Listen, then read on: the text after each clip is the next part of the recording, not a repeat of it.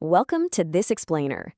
Today, we're diving into a really fascinating piece of automotive history, and we're tackling what just might be the ultimate gearhead debate, the story of the world's very first supercar.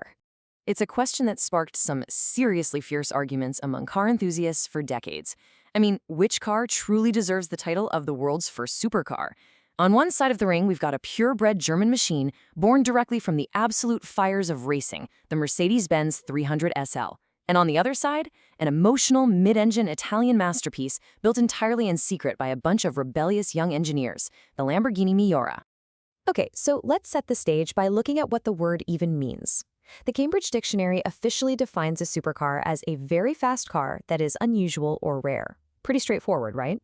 But within the actual car community, this definition usually splits into two totally different philosophies. The first camp argues that a supercar absolutely must be an uncompromised, street-legal race car, a total marvel of engineering that prioritizes function, speed, and pushing the driver to their absolute physical limits. But the second philosophy? They argue a supercar is all about emotion. It's supposed to be an exotic art piece, outrageously styled, incredibly loud, and basically designed to shock your senses. Now, what's really interesting here is the year 1920.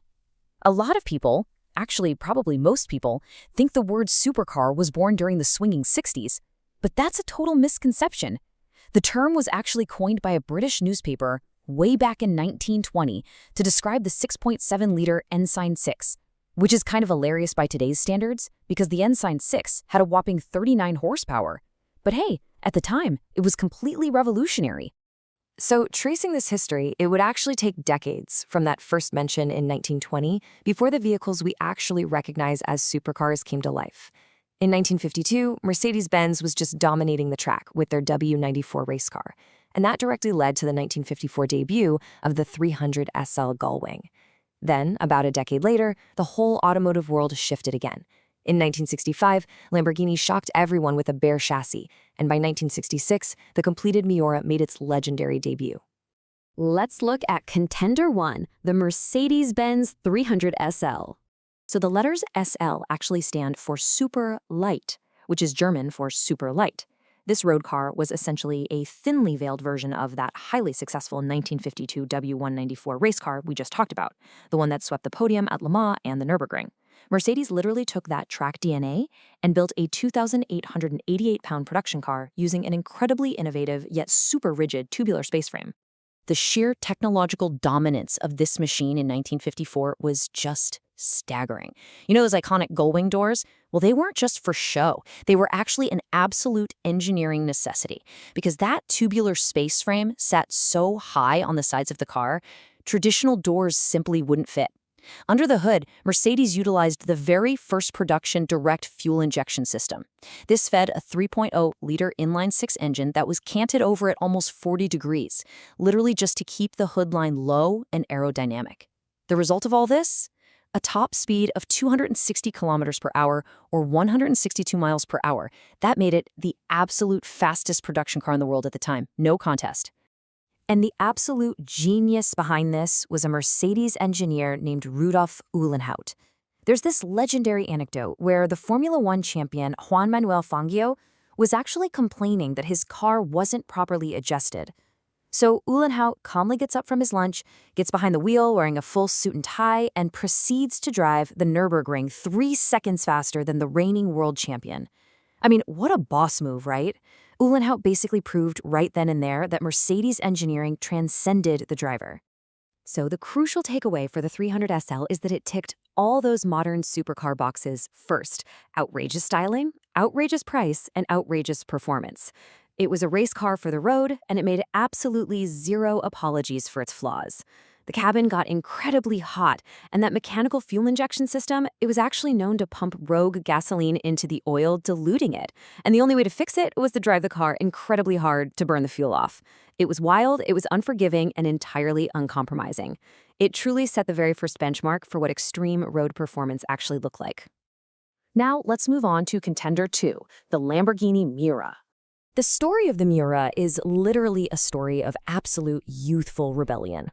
The pragmatic founder, Ferruccio Lamborghini, really just wanted to build comfortable, luxurious Grand Tourers. He wanted absolutely nothing to do with racing.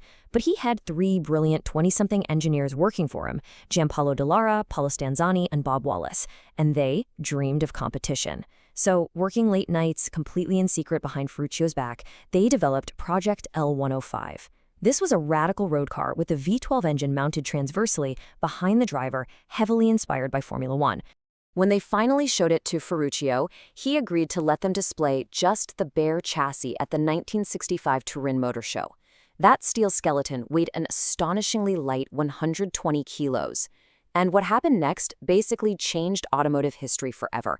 I mean, really think about this. Without a body, without a single drop of paint, a brutalist mechanical skeleton completely mesmerized the public and the press.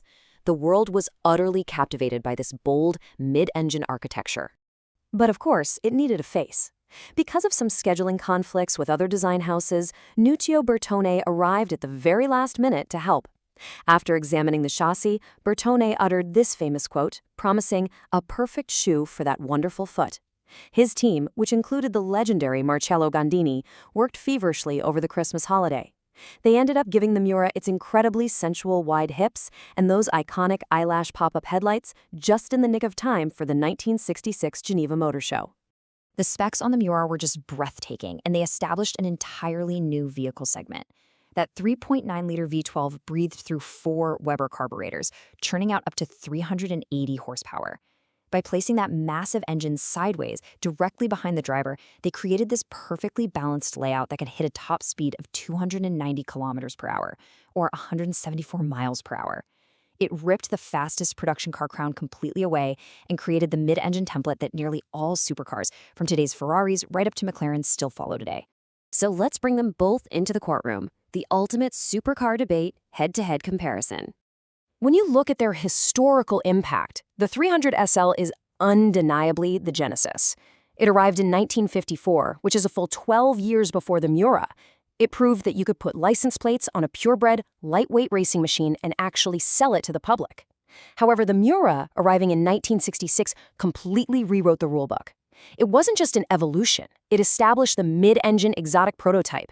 If you look at a modern supercar today, its DNA traces directly back to the silhouette of the Miura.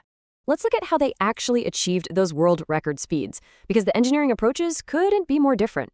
Mercedes used a front mid-mounted inline-six, leaning heavily on the exact bleeding-edge technology of direct fuel injection. Lamborghini, driven by those rebel engineers, opted for unbridled brute force and layout innovation. They squeezed a massive V12 sideways behind the driver's head, fed by the glorious screaming roar of Weber carburetors. But honestly, the most fascinating contrast lies in their overall philosophies. The Mercedes was an incredible mechanical problem that was mathematically solved. Every curve, every piece of metal, and those famous gull-wing doors existed purely because physics and engineering demanded it. The Miura, on the other hand, was emotional art. It was designed to shock you. With its sensual lines and a wild, highly customizable color palette featuring shades like Tahiti blue and Miura orange, it was meant to be the most dramatic thing on the road. So the really crucial point is this. Determining the winner of the first supercar debate truly depends on what you value more. Do you draw the line at the very first machine to deliver uncompromising track-bred performance to the street, paving the way with absolute technological firsts? Or do you draw the line at the car that defined the layout, the emotion, and the exotic flair that we universally associate with the word supercar today? The evidence is on the table, folks. So where do you stand? Do you choose the cold, calculated, track-dominating genesis of the Mercedes-Benz 300 SL? Or do you choose the fiery, emotional, mid-engine prototype of the Lamborghini Miura? Whichever you choose, one thing is for sure. Both of these incredible machines change the automotive world forever. Thanks so much for joining me on this explainer, and I'll see you next time.